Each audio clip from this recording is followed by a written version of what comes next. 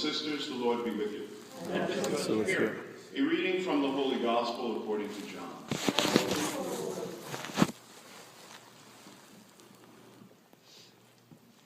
Martha said to Jesus, "Lord, if you had been here, my brother would not have died. But even now I know that whatever you ask of God, God will give you." Jesus said to her, "Your brother will rise." Martha said to him, "I know he will rise in the resurrection on the last day." Jesus told her, "I am the resurrection and the life. Whoever believes in me, even if he dies, will live.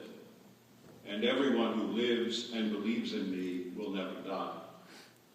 Do you believe this?"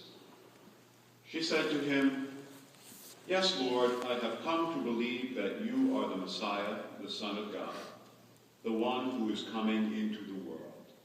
The Gospel of the Lord. Praise to you, Lord Jesus Christ.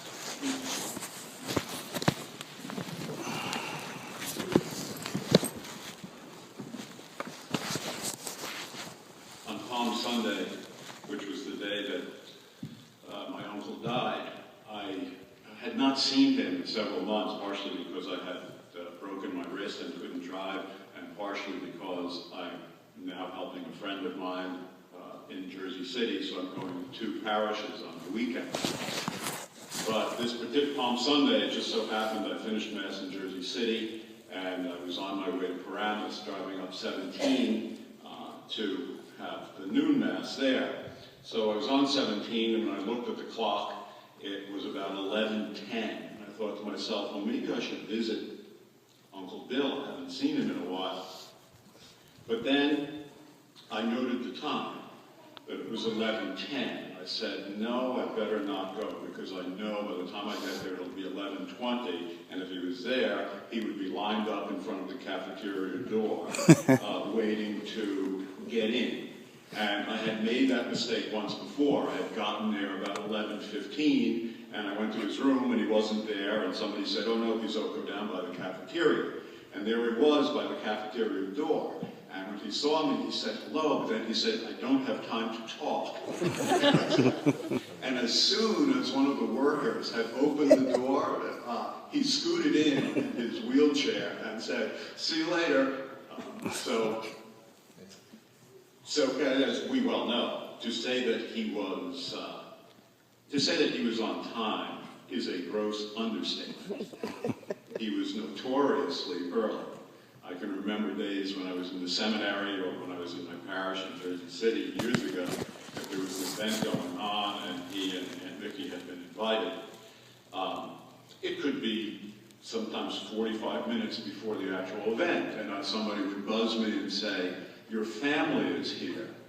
I knew it wasn't my parents. I knew, and there they would be, Aunt Vicky and Uncle Bill would be there. Now, of course, as we also know, the flip side of this punctuality, this earliness, was he also was not especially patient once he got to the thing that he was going to. Usually, within an hour, I can remember saying to my aunt, "Okay, Mick, what do you say? Time to go." He was very impatient with waiting. That's why I think coping with eternity is going to be a real challenge for him, because there's a lot of waiting. I also thought to myself, he died on Palm Sunday, and his funeral mass is now on Tuesday after Easter. And I've just been imagining him saying, "When the hell are you going to have my funeral?" All this by way of saying that he was somebody who was always there. He was very dependable in that way. He would always be there. And I mean that in every way. He was literally always there, on time, often early. So he was literally there for the important moments in our lives.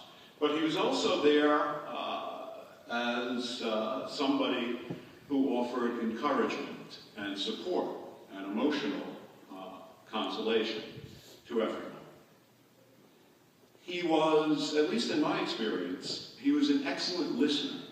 I could tell, because when I'd see him in the veterans home and ask him about the kids, about his grandchildren, and he knew very detailed things, as if when they had talked to him, he had recorded everything. He was never vague. He remembered exactly what was going on. So he was a very good listener. In fact, as we well know, he was more of a listener than a talker, which was probably a good thing considering the family into which he married.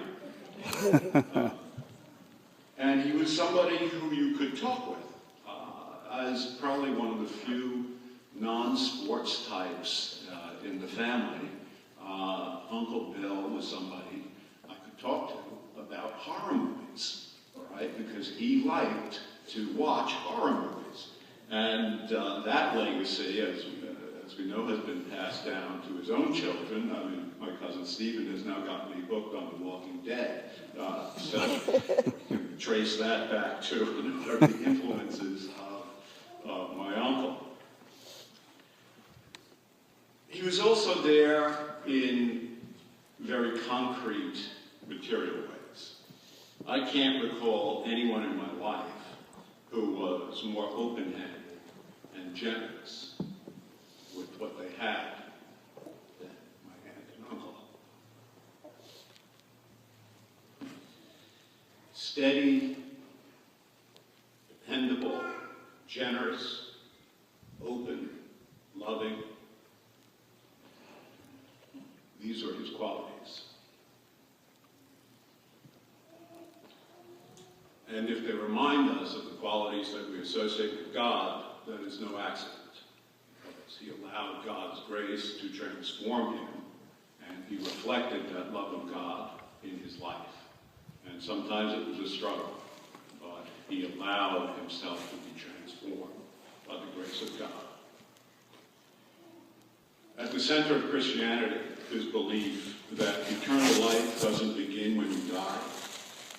It begins when we love as Christ did. So I would call attention to the fact that what we do today is remember that Bill has entered more completely into eternal life. He had already entered into eternal life well before the day he died, but he's entered now more completely into eternal life. And what that means, he's still alive and present to us. Our relationship with him has changed, but in no sense has it ended. He's still there for us, so don't hesitate to call upon him for help